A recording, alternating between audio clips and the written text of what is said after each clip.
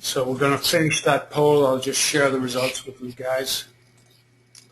So today we're going to talk about the latest version of ID34, which has been around a long time. Mike originally wrote this way back before CEO Juice. But we add stuff to it. So we're going to start, I'm going to show my screen here.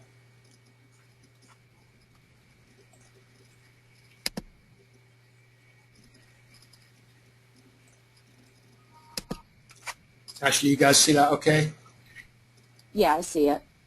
So I just want to start by showing you guys when you log in to our website, ceojuice.com/alerts, to sign up for ID34. There's a couple of different versions of the report that go out. So if you pick the box that says to the technician manager, then that technician manager is only going to get the report for his or her techs. So you get a roll-up of just that person. If you put somebody in the CC address, that person will get a roll-up of everybody. So if you're a manager and you want to see the entire company, put yourself in the CC box as opposed to the tech box, and you'll see everybody.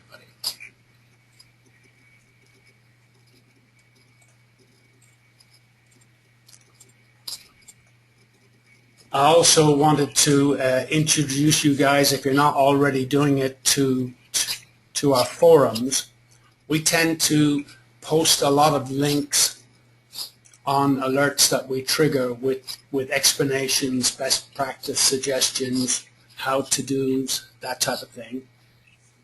But I just wanted to point out that you can always go to support.ceojuice.com/forums, which will take you to this page, and you can search by an ID number like ID34. And you'll find typically quite a few different write-ups. We're going to be focused on this one, explanation and tips.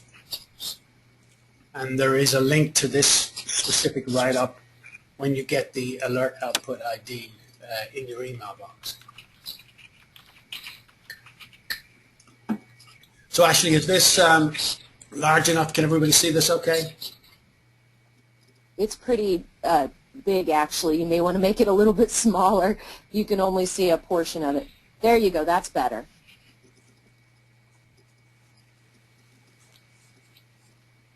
Okay, so we're going to kind of work our way across the various different columns here and just talk about what you're looking at and the sort of things that you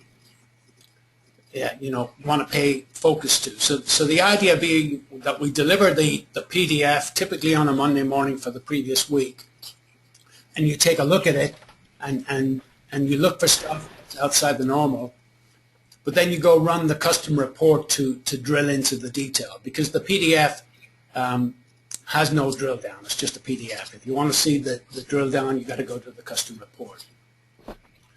I also wanted to point out that we have quite a few links here at the top to talk about just the ideas around tracking the non-screwdriver time. And so the biggest issue we see with this report is bad data, inaccurate data, or people just not accounting for time correctly.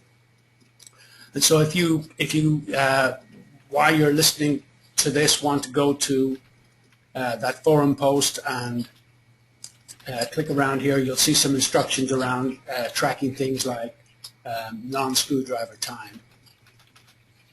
And there are a couple of options for doing that, either dummy calls or time card entries. And we'll give you some examples on how you may want to set those up. So again, if you want to know if you guys are working a full day, then the only way we can tell you that is if you take the time to track all of the hours and everything that they're doing. And so time card entries are typically where you're going to track things like training, vacation, sick, And dummy calls are more for the, hey, got to go back to the office to pick up a part. So if you guys have questions along the way, just go ahead and post them. There's a little message on the right-hand side for you to post questions. Ashley's hopefully keeping an eye on that for me. I am.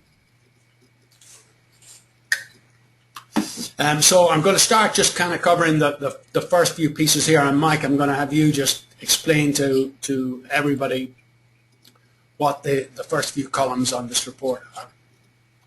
Okay. You want to make me the presenter? You can keep it on your screen? Just leave it on here, yeah. Okay. Well, obviously total calls is total calls. That's everything that was closed, has a close date, with the date, the parameters you ran. We're not differentiating between types of calls or call types or anything when we look at total calls. So it's everything that has a close date for that technician for that period selected. The CM calls and the PM calls, of course, we're using the call categories inside the eAutomate call types. And so with your eAutomate call types, you could have a 10, you could have 500 call types set up. All that matters for our reports, and this pulls through to eAutomate's reports and the elite reports that Jeff Wade passed out as our users group, is they look for the categorize how the call type is categorized. Of course, CM is corrective maintenance, PM is preventive maintenance. You have OT for other, IR for install or repair, and I think there's phone fix is one of the other ones. They have a, I'm getting a bad echo in my headset, so it's already throwing me off. I'm hearing myself through somebody's speaker or something. Let's see if that's Ashley or Charles. Maybe you guys could mute. Is that better? That's a little better. If you could, I don't know if everybody knows what those call types or call type categories have an impact, Gary. If you want to, you can go ahead and make me the presenter. I can probably show that and make that a little clearer, because that's a very crucial part to the to all the reports and how those things would run. So let's go to here. Let's see.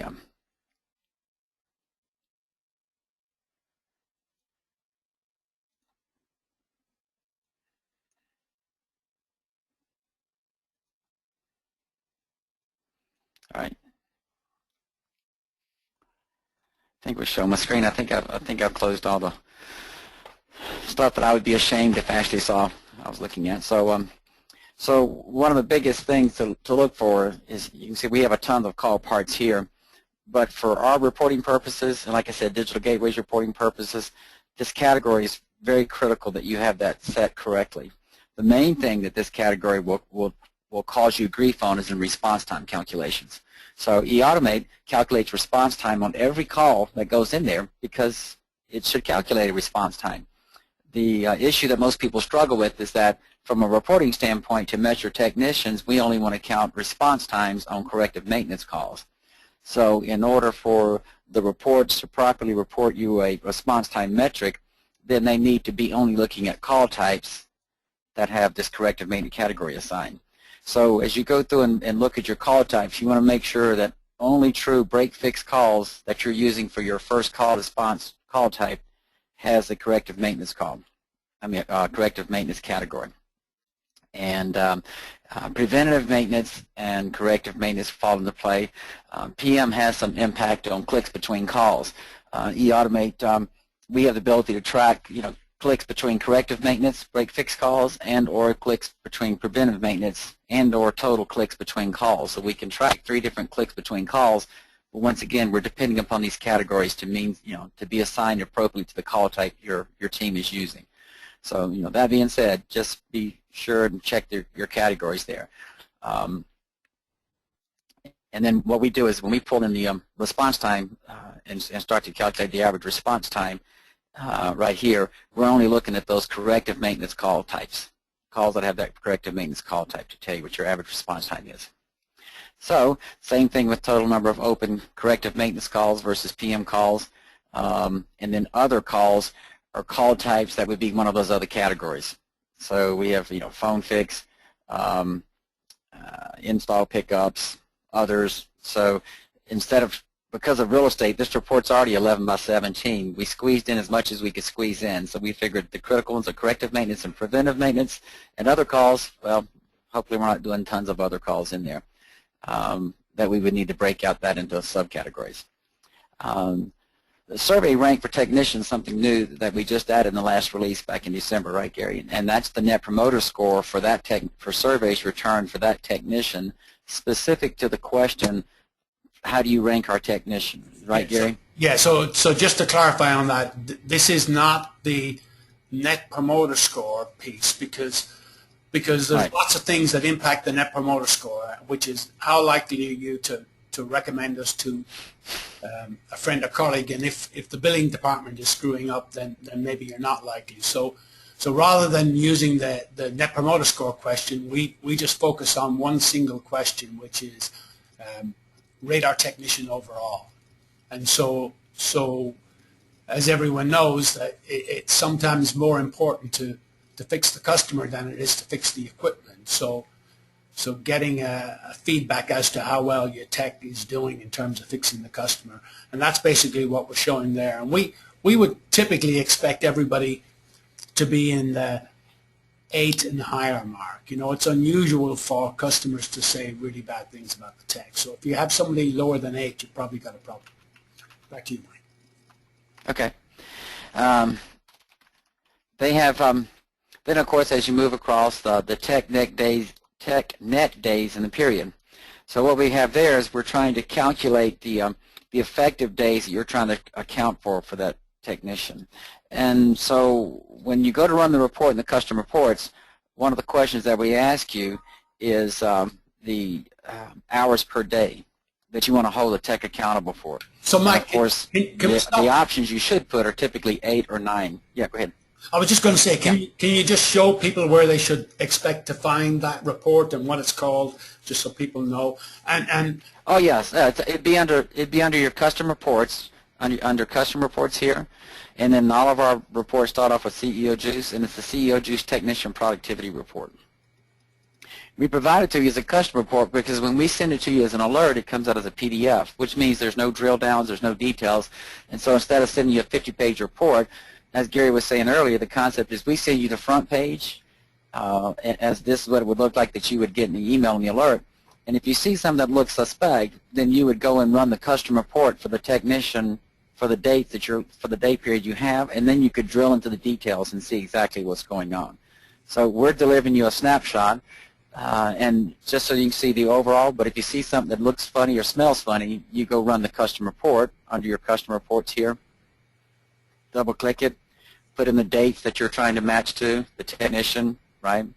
And the hours per day, what I'm going to get there, is depending on how you make your techs account for lunch. We work here under the presumptive that we're going to give our techs an hour off for lunch. We don't require them to make a time ticket entry for that hour. We don't make dummy calls for that hour. We don't put unavailable time for that hour. We just work with the presumptive you're allowed to take an hour for lunch every day. So therefore, from 8 to 5, I'm only holding them accountable for 8 hours a day. Whereas I know a lot of dealers require their technicians to put in they create a dummy call for lunchtime. They want a call for everything their tech's doing. So in their world, they're holding the tech accountable for 9 hours a day. And all you need to tell us in the report is which way you're running to, how you do your techs for their lunch times. So you would put into here 8 or 9 for what you were going to do. When you run the custom report, you do have the ability to filter down for only specific equipment using the advanced search filter if you only wanted to see certain models and see how techs were doing on certain machines or customers. Call types, again, you could select only certain call types. If you wanted to eliminate some call types or include different call types, you could use your advanced selection filter there. And then there's a whether or not you run the report in a report format or export it to CSV. The export to CSV just spits out a raw, comma delimited file with the details of every day for every call for every technician with all the numbers across in columns. We just had a number of clients that wanted to take the data and push it to an Excel spreadsheet so they could create a month-to-month comparison of tech over tech. So we added that as an option, but for most of us, we just run in the report format. Then you click OK, you end up with what we have over here and the final version of the report. And once again, 11 by 17 is one of the issues we had to struggle with because it's just a lot of columns, just all there is to it. We have seen some issues with people if your default printer doesn't have an 11 by 17 capability in the print driver, this report will chop off. You just won't see anything to the right of 8.5 by 11, and there's nothing to do with us. It's nothing to do with the report. It's just the way Crystal Reports works with your default printers. And we've seen some issues where because of the size of the paper and the layout of the report, that exporting it to a PDF from the Crystal Report or from the eAutomate viewer in version 7.6 would create problems. So for a few people that wanted to run the custom report and export it, we would have them download the like the Qt PDF print driver so that they could export the custom report. I'm just getting off on a tangent here, but just that's what I do. I'm sorry. Let me get back onto the thing here. So anyway, so getting back to the TechNet days and period, and so we calculate that 8 hours, and we rerun the eAutomate diff work hours compared to working days to say, okay, from 1/1 to 1/31, there was only 23 working days in that period, and that's how we come up with the 23 here. And then what we do is we look at to check if your tech is unavailable, and I don't have any unavailable in this period for these techs. You enter in your techs that they're not working at, and so what drives all that, and this gets to be kind of tricky, and I'm learning some new stuff with version 8 on this. So if you go to your where would that be at? You can go look at a technician, and you go look at his service hours here. This is where you enter in when your tech's on vacation, if they're out sick, if they're out training, yada yada yada. And we look at this table and pull that in to see if in the reporting period was that person working, and if he had any hours in here, we subtract that from his total net days available. So if Herb had been taken off 8 hours in his time entry over here, and we had a time entry, starting from this date to this date, we assign it this activity code, and this is the other piece. So based upon these activity codes here, for the time he's unavailable, is how we decide whether or not he's unavailable to take service calls, and that's set inside of here. And when you pull that activity code across, it lets us know whether or not he should be working. We don't hold the tech accountable for that time, and then we would subtract that from that 23 days. So you may see over here in the TechNet days in the period, it would be 21.4, because we move everything up in the days instead of hours here. So Mike, can I pause you for a sec just to throw a couple of questions there? I know you're in full flow, but so there was the question asked, are the settings sticky on the reports? In other words, I guess if you set them, will they stay? Yeah, like all of the eAutomate's custom reports are pretty good about being sticky. So when you run a report, whatever you ran it last time, those settings are going to stick. So the dates I ran it for, the technicians I selected, blah blah blah, they're all sticky in here. So okay. So any way to show the applicable BEI benchmarks in the header of the report? Bruce is asking. I don't know. We'd have to get BEI's permissions and to be able to hold to print on here what their numbers are. I don't think that they would mind, because we're obviously they're the standard that people are using to measure everything by. But that would be a good idea, Bruce. We could add that up there. We'd have to Gary, you can reach out to Bud and see if we could incorporate that. And Kevin was asking on the same lines. Sorry, there was another question also about BEI, whether this was meant to augment or replace. Well, BEI does something a little differently and unique in the industry. BEI is pulling together all of our data. Here at SOS, we've been using BEI for I don't even know how long we've been using them. And where BEI's biggest value is, of course, is the comparison. Yeah, it's one thing to look at my number, but if you want to know what good is, what does good look like, then that's the concept behind the BEI, offering, is that they're able to say, 2.5 calls per day may look ugly to you, but the industry average is 1.5. So guess what? You're doing better than the industry average. And so they're doing something that we would never even attempt to do, because we don't aggregate anybody's data. We're just running the report off of your data. So it's meant to give you more detailed drill down availability straight and live inside of eAutomate on an on-demand basis versus BEI. Most of us push our numbers up to BEI once a month, right? And so we're doing, when we're looking at BEI numbers, we're looking at the end of the month, and then what do we do? And yes, we can drill down and do all these details and yada, yada, yada. Whereas with our version, we're meant to be, I need to see what I did last week. I can't wait till the end of the month, and I only want to see these 3 days real quick for John. And so that's where the difference would be. All right, I think that's it. Go ahead, back to wherever I interrupted you from. Okay, I've lost. Where was I? I need to have a drink. Is it 5 o'clock yet?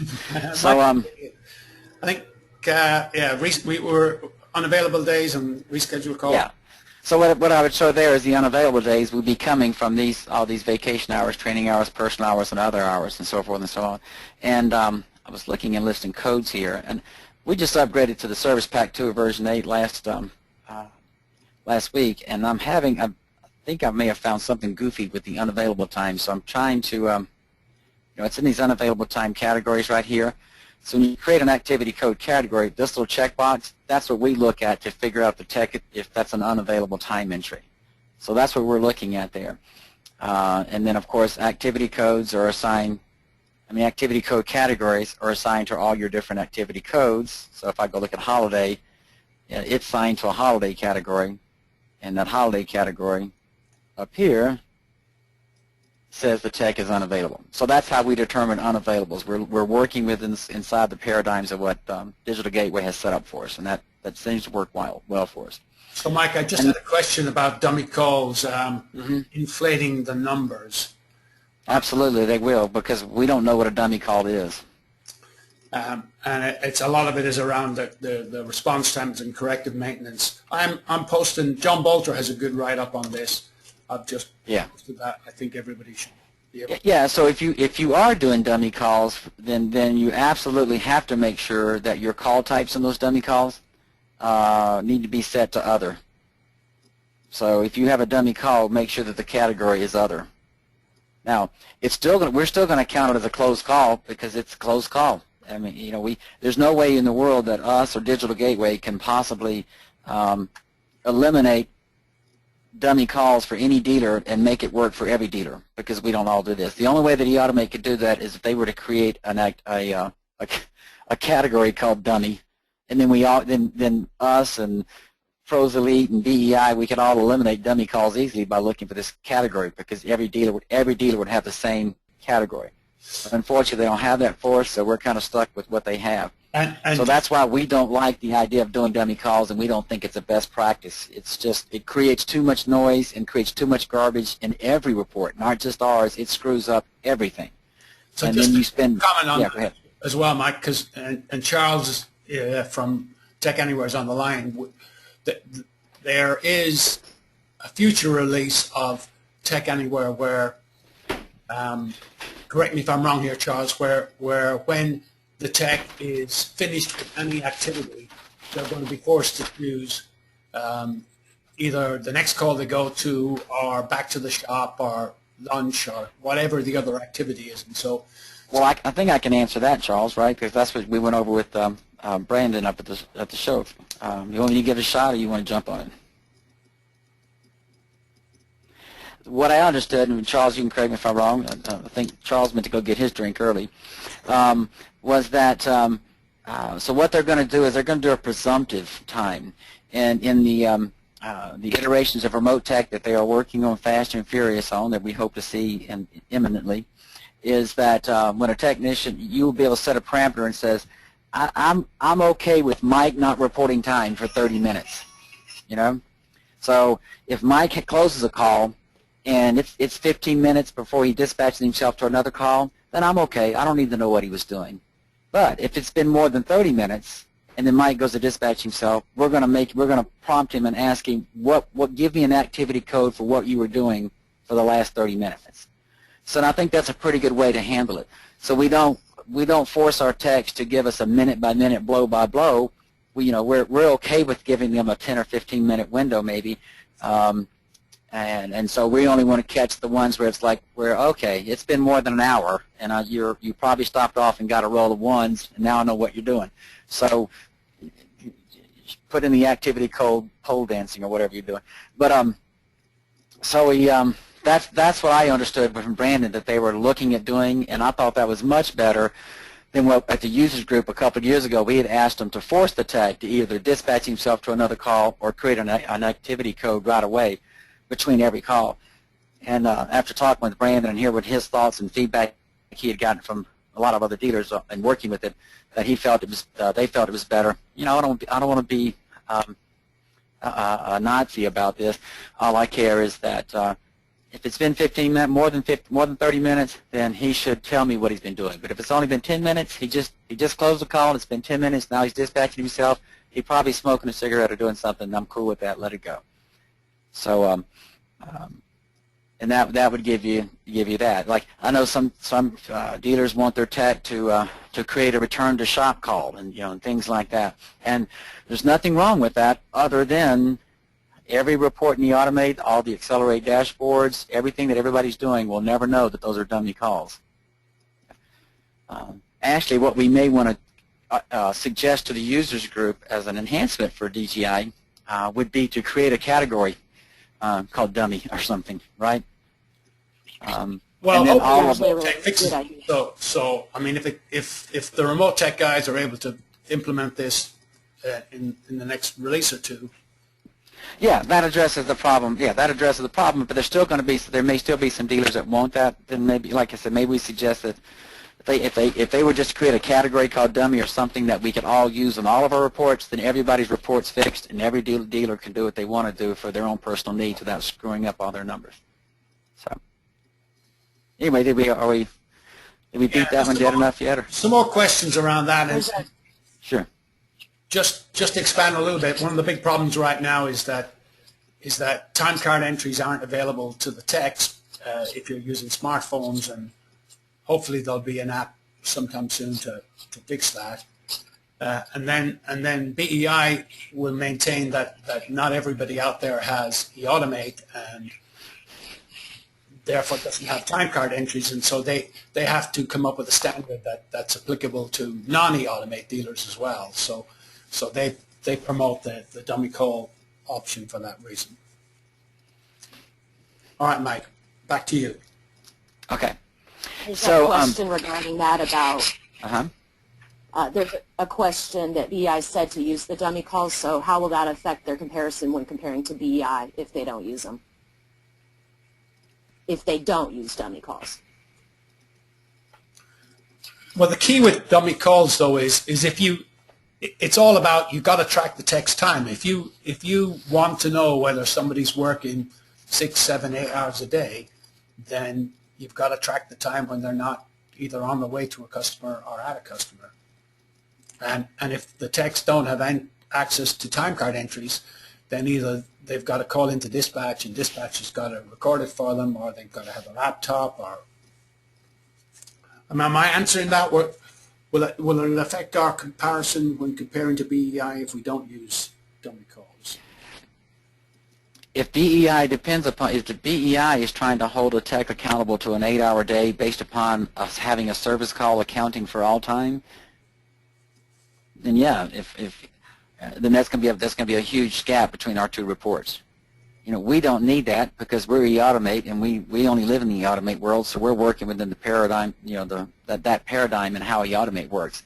We don't want to have to do a best practice to create a practice that just garbages up every report. And there's the key. This is not just a CEO juice issue. If you're doing dummy calls for BEI to get your BEI numbers to match what their metrics are looking for, then all of your eAutomate reports are going to be incorrect for you. And I'm just not a fan of doing things that screw up all my reports, no matter what who wrote them for me. So I don't know. We'd have to have a chat with Bud and them and see how they're doing that. We don't do dummy calls here at SOS, and we use BEI, and I don't think that we've had an issue with that. It may be that we're just not using the BEI technician productivity, percent time usage from BEI. We're using our own. So. But there's a lot of clients out there using dummy calls, and so we have the write-up which just stresses that you make sure they're not corrective maintenance type calls. So it will mess up, your gross calls per day, net calls per day numbers. Well, we do kind of account for it here with this breakout between CM calls, PM calls, and other calls. So if you have your call category set up for CMs and PMs, then even though I did 109 calls, only 104 were what I consider break-fix calls. These 5 other, those could have easily been the BEI dummy calls if that was the case of what we were using them for. Because I'm not going to count that, I'm not going to reschedule any dummy calls. I have to worry about that affecting that number. Dummy calls should not trigger a callback call in eAutomate if you have the category set up correctly. Because in eAutomate, if a new call if I do close a call today and a new call comes in Monday and I have my 3-day call parameter set up, eAutomate's going to stop first and say, well, was the call type Friday a corrective maintenance or a preventive maintenance call type? If it was not, then this next call Monday cannot be a callback because it's you did something else. You didn't do a break fix call. So so based upon that, it's just going to trash up your total call numbers and things like that. So we're just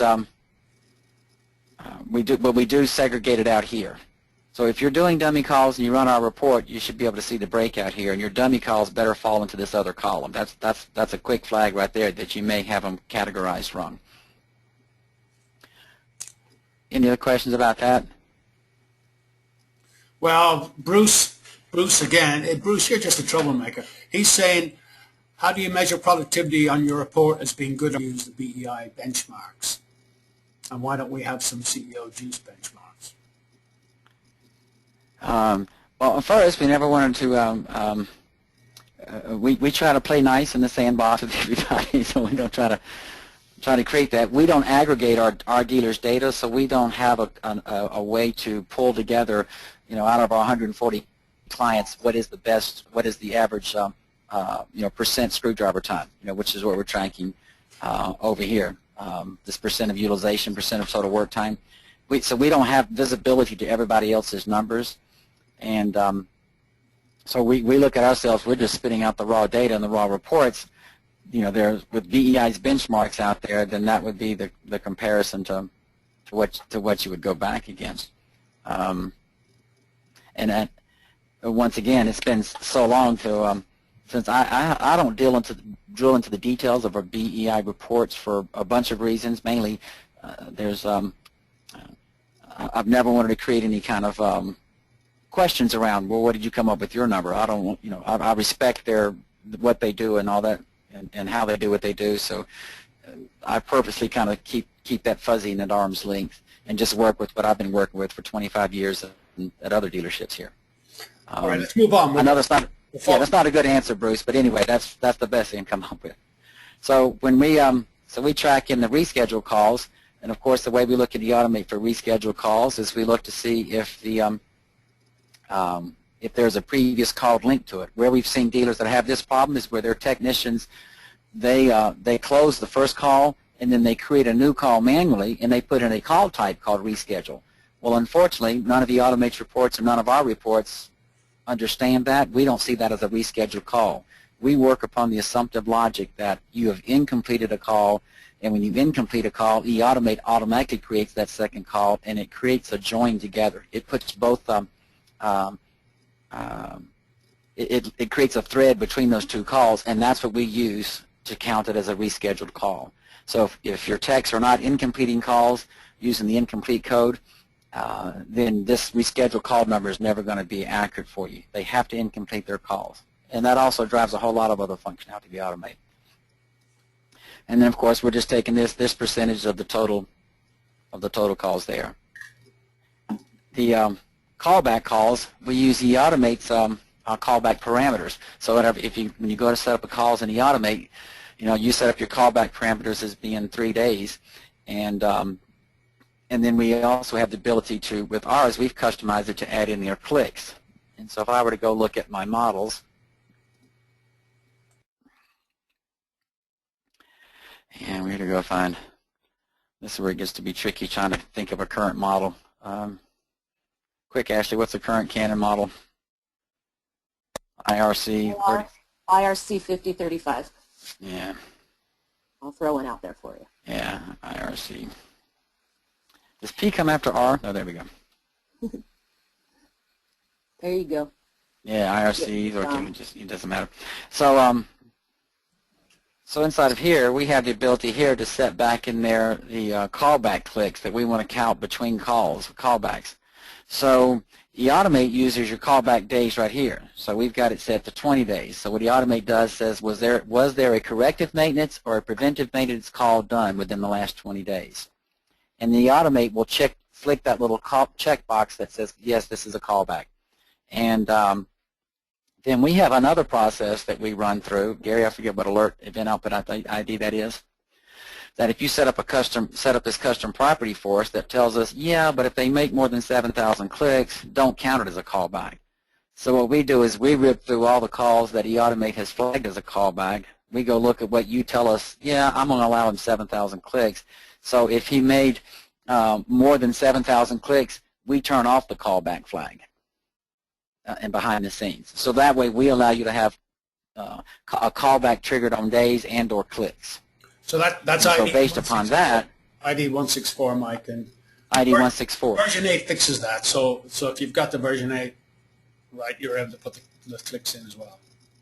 Yes, exactly. And version 8 it's right here, right? But for version 7.6, we had to have the custom property. You're right. So here it is in version 8.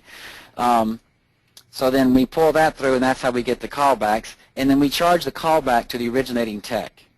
So and you can drill into this when you run a report. So if I drill into the report, over here we'll tell you that call number 2983235 was done by technician A, even though 299413, which is the call that's inside of my reporting period now, was done by a different tech. So I'm charging the callback to the tech who did the original call, not to the quote unquote the checked call. Does that make sense?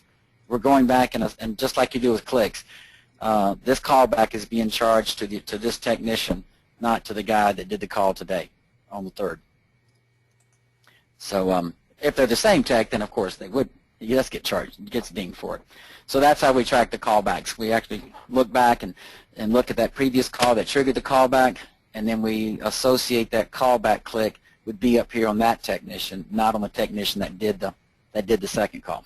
So, Mike, can I just interject just a couple of questions again? So David's been just clarifying on using remote tech to access time card entries, and so right now, unless they go to a browser, which is kind of a pain in the butt and doesn't work really well, there's really no way for them to get to time card entries until Charles and the team come out with that feature on the smartphone. Right. It's one of those things that's available in the live tech, but it's not available in the sync version of remote tech. So it's not available in the PD right now currently in the phone version. You have to be using the browser version to get to the time card entries. And then what else? So Bruce is still going on about how we determine. Bruce, we have some ideas around what you could use for a bonus program. The guys at BEI have a really good bonus program, and the guys at Pros Elite do also. But I'll shoot you over some ideas that we suggest. So Mike, real quick, there was a. Sorry, go ahead, Gary. No, carry on. Just real quick, earlier there was a question about how do they know they're on the latest version of this report, and I forget who asked the question, but they said they did not see the custom report under their custom reports. Can you show them how they know if they're on the latest version and how to request this custom report installed? Yeah. So the version is, we give them the version down here. So that's the latest, that's the version number down at the bottom of the custom report. If they don't see the custom report, they just need to send a message to help@ceojuice.com and say, we need the tech activity custom report. One thing that if you're not using network shared custom reports where all your Automate users have their report reports pointed to a shared network folder, then we can't propagate the report for you. All we can do is send you a crystal RPT file, and you have to go install it on everybody's workstation locally in the custom report folder. But if you set up eAutomate to where there's a shared custom report, and I think we have a forum post on that too, right, Gary? We do, yeah, and we recommend that as a best practice, and we're happy to help you set that up. Yeah, and that's right here. So under Tools and Options inside of eAutomate, you can say, I want to use an alternate custom reports path, and you point this to a shared folder that all your users have access to, and you give our CEO Juice user full rights to that folder for you so that we can drop and add and update reports in there without having to bother you or your IT people all the time. So just a quick question, that can the callback clicks be set by segment? And the answer to that is yes, they're set at the model level. Also in version 8, right, Mike? So either our system or the version 8 system will do that by... Yes, yeah, I think right, exactly. And the good thing about the eAutomate, since eAutomate's kind of taken, well, I don't think eAutomate has it by segment, Gary. They don't have it in the category. Let's see here. Yeah, they don't have it by segment. It's only it's by model or overall. Yeah, it could. Well, by model is good enough. Yeah, by model, yeah. There's they don't have eAutomate never took this category to heart. We kept trying to have them call this segment for 15 years. They never wanted to call it segment, so they threw this up there just as a way for us to put data, but they've never really done any functionality around that. So that's why it's just kind of, we're stuck at the model level, or down to the serial number level. We don't have an in between model and make. So. All right, back to you. So then we end up with the gross calls per day, by factoring out the how many calls are rescheduled, and so we take the 100, the calls per day that they've done, the total calls closed in the period divided by the number of days in the period, but we subtract out the rescheduled calls because that means they didn't close that call, so the gross calls per day. Well, gross calls per day is everything. Net is the difference. Is subtracting out the reschedule. That's right. Sorry. So gross is all calls, 109, 23, and then the net would be 109 minus 30 divided by the 23. Now, one thing that makes it easy that we have when you run the custom report, if you see a number that looks strange, you can double-click on a technician, and you get the daily totals for that technician. So you can see, well, this guy did 1 call per day. Wow, that's really nice. And you also can see his first call arrive time and his last call close time. So what we're trying to show there is that, well, he started work at 1:30, and then he left at 2. Wow, so no wonder he's only doing 1 call per day. So, and then if you see something in there that looks strange, you double-click on the date, and you get the call details and of each individual specific call. This guy's a bad example here. Let's go find somebody that did more than 1 call a day. We do like this guy. So as I drill into each day, then there's all 4 details of the calls. And you can see right here, I'll tell you the category. This was a courtesy call, so we didn't count that in our corrective maintenance. We didn't count that in response times. And then here's our 2 corrective maintenance calls and the details on that call. So that's one of the advantages of running the report. As a custom report, you can drill down and look and see where that number come from. And if it's a reschedule call, and let's go find, here's 2 reschedule calls here today, it shows up there. Where do we pop that as a reschedule? Yeah, see, incompleted, this call was incompleted waiting parts. This call was incompleted waiting parts. So that was the 2 calls that were rescheduled that day. So closed, arrived, dispatched, open. So then, go ahead. I was just going to tell you we're going past time, and we got a few things to cover. The total work and travel time number there is such a key number for me, and right. Especially when it gets over 100%, which probably tells you there's a data entry issue, and being able to drill into it. Right. If you see 111%, then the tech's probably closed some calls after hours. He was working after hours, because I'm only holding one accountable for 8 hours a day. but he's got 111%. That means he's been working more than 8 hours a day.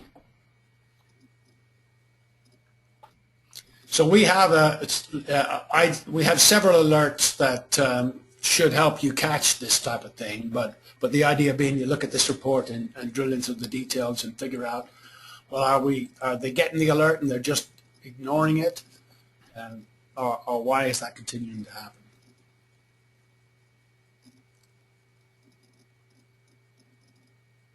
Back to you, Mike. Oh, okay. And then we have, of course, we just give you the total mileage that the technicians reported, the first call fixed rate, and what we're looking for there is they went on a service call, and it was not from a rescheduled call, and they closed it without completing it. So that gives you first call fixed rate. Calls equipment not assigned to techs is something that we've done. And this number would only mean something to you if you have techs working specific territories. If you have techs crossing territories, just hey, you're next up in the box. You go get this call. This number's not going to work for you. But we have a lot of our clients, and like even here at SOS, we assign our technicians to a territory, so our techs are expected to work one geographic territory. So we look at in the side of eAutomate, we look at the territory assigned to the machine. And then we know what techs are assigned to what territories. So if a tech goes out there and makes a service call on a machine that's not in his territory, then we show that here. And that just gives you visibility of this guy is having to leave his territory 34% of the time to go shag other people's calls. So that's what we're trying to track through on that number there. So, but if you're just first guy up, go get next call, then this number is not going to mean anything to you. So, and then of course I talked about the unavailable times that we pulled in there from the service hours off of the technicians, and we also incorporate your company hours. So if you had put down Christmas, we will grab that automatically. You don't have to go put Christmas on every technician that they're not working Christmas Day. We look at your company holidays, and then we give every technician credit for those company holidays, and then we turn around and get their specific time off and add that all together. We have a question here, Mike. Say, I believe when we reschedule billable calls, they don't post to this report. This is due to how we hold our billable calls in OK to invoice until the entire work order is complete, and then one bill is sent. Yes. Am I correct? Yes. We only look at completed calls here.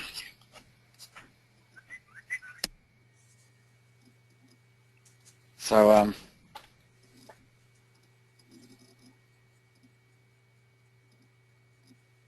You lost it. Yeah, in the background. What's that? I thought I heard something tweeting in the background. I think that's what. No. They have. Yeah, and we do have some. I forget who that was. I know who we're talking about now because they mentioned that last week. Unfortunately, we're looking at history. We're not looking at queued calls and calls up in the queue. So we're only looking at invoiced calls currently at this point in time. So, and if people think we should be doing differently, let us know. Right. If that's the best, I guess for like here at SOS, we have so few billable calls. It's just never been an issue for us. And even if we do, the call's going to be completed within 1 or 2 days. If you're doing staged work where you go out today and you have 2 billable hours and you got to incomplete and go back out and do 3 or 4 more, put it in another couple of hours, and then you want to send the customer one invoice, then it makes sense on why you have to keep both calls, keep that second call open. But that would only impact your report at the end of the month. If you're running your report on the 30th for the whole month, then you're going to be missing those billable calls. Your tech's not going to get credit for it at that point in time. And the reason we don't show that is because we found traditionally if we pull something that's in a queue or in flux and we print it, and then somebody prints the report next week and the numbers change, then they end up calling us and we end up spending many hours trying to figure out, oh, well, it changed because when we picked up the number, when we looked at an incompleted call, it had $5 worth of parts on it. Then you completed it with $5,000 worth of parts 2 days later between the time you ran the report, and so that's why the report's different now. So that's why we don't like to play with data that could be changed or like to report on it. Because it just creates so many questions and unless we had the real estate to break that out to say now uninvoiced parts would be $200 and uninvoiced completed calls would be this, or that. But if there's a lot of people that are doing that and have that issue, we'll have to go to what's the next size up from 11 by 17 and try to figure out how to take that into account.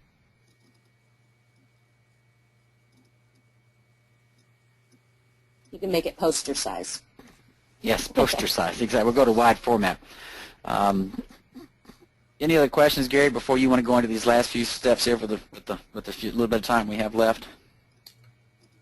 Any other questions, Ashley? Are we good? So the parts variance piece is well, are we going to cover the pages under service? I mean, it's all fairly straightforward.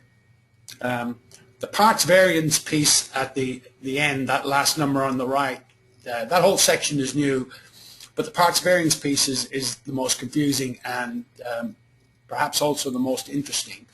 And so the concept is just looking at how each tech differs by model compared to the company as a whole. So if on average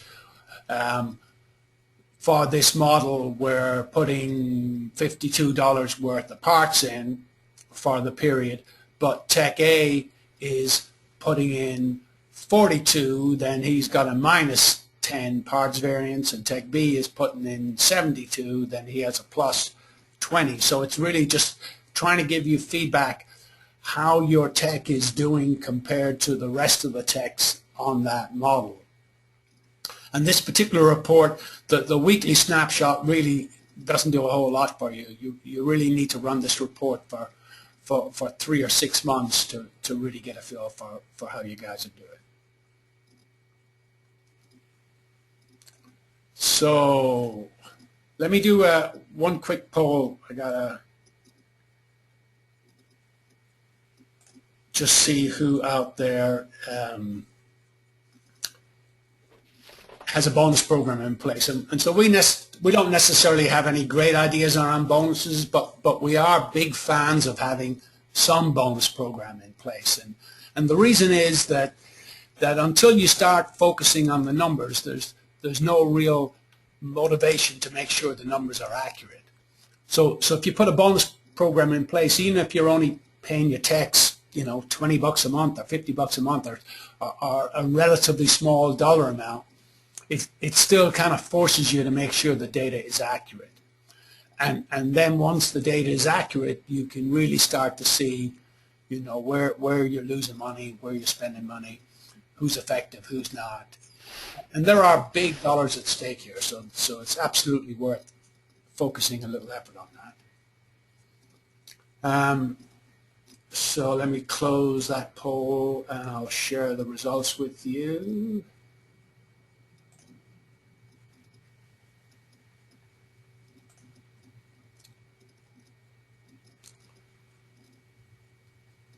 And so, one of the things we're kicking around at the moment is how do we report data that will allow you to put a bonus program in place for dispatch. Hence that question was on there. Things like ensuring that dispatch is getting an accurate email address. So asking the question, hey, is this a valid email address, etc. Okay, Mike, back to you. Was there anything else on there?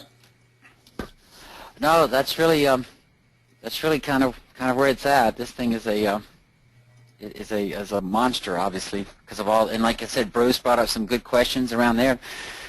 We always get stuck with the with people using eAutomate different ways to accomplish different ends, and it's almost impossible to write a report that could accommodate every possibility that people are doing without forcing everybody to do it one way or the other.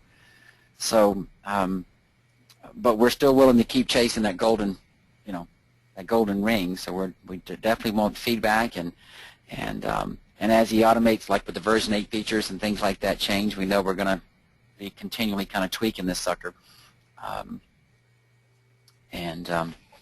So any other questions, Ashley? Nope, I think we're good. Bruce left for a bourbon. Oh, Bruce. Oh, yeah. I hope he faxes us one. So I'm chucking one last question out here. So I don't know how many of you have seen it yet, but the guys over at Remote Tech have a new product coming out called Remote Service Manager, which is a very cool, really designed as a manager's tool, although I could even see a sales guy using it. But one of the things we've kicked around is the idea of perhaps making this report available in that new Remote Tech app. So it's basically, you can run it on a desktop, you can run it on a tablet, on a smartphone, and it gives you some cool data on calls and call scheduling. So we could put that report in there. We're just trying to figure out, is it worth the effort?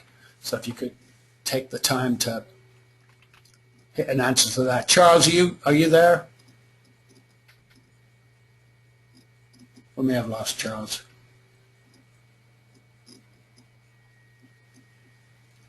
Charles, did we lose? Yeah. He's with Bruce having a bourbon. Okay. Any other questions? All right, guys. Thanks, everybody. I don't see any more. I'm going to post the recording if you wanted to come back in. We try to document most of this stuff. We could always do a better job, but. Oh, one thing I do want to throw in, Gary, real quickly. We had somebody today sent me. They ran the eAutomate Pro report, and they ran the eAutomate Canned report, and they ran our report, and there was a slight variance in the numbers, mainly around total calls for the day. It's going to take me. It's going to take 2 to 3 hours probably to dig into the eAutomate, that Pro report, to try to see what they're counting, and therein lies an issue with different reports written by different people. Like I said, what I told him is that you drill into our call, and drill into my detail, and you can see how every call I counted. And so he's going to be digging through that to try to see if there's any calls he sees that we're counting that they're not. But we always, and that's what we're here to do. If you have any questions with comparisons between the numbers, whatever the time it takes, we want to get those questions answered ourselves so we know better. So when I find out what that difference is, Monday or Tuesday, I'll be sure that we post something in the forum message that lets everybody know, well, eAutomate's not counting this, and we are, just so everybody knows what the differences may or may not be. Okay, but our numbers have always matched in the past, right? Yeah, our numbers always match the numbers we're trying to do. But it gets back into things we're doing. Specifically, we do things with rescheduled calls that they don't do. So, and we do some things with response time, because the way we know when a call is rescheduled, and so we're handling response time as accurately as we can with the data they have. And I think some of their reports, they're not doing any kind of response time filtering. They're just saying, hey, it's 26.7 hours. So, all right. So anyway, we will let everybody know once we determine if we find any differences. We have a quick question of what the web address is for the forum, and we pasted into the chat on the right. Correct, Gary? But it's support.ceo juice.com/forums. Hey, Charles says he's here, but we can't hear him. Gary, have you got him quieted or muted? Yeah, probably purposely. He's not. I see him down in the chat. He's like, I'm here, I'm here. He's not muted from our side. See if you can make him the presenter real quick and see if he can open up. But we can't hear you, Charles.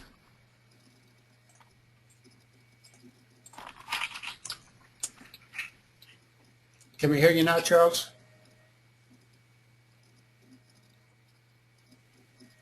He just keeps saying, hey, I'm here. All right. I guess we're done, in which case. Hey, thanks, everybody.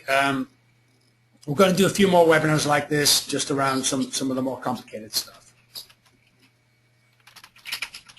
So goodbye. Have a nice evening. Enjoy your cocktails. Goodbye, everybody.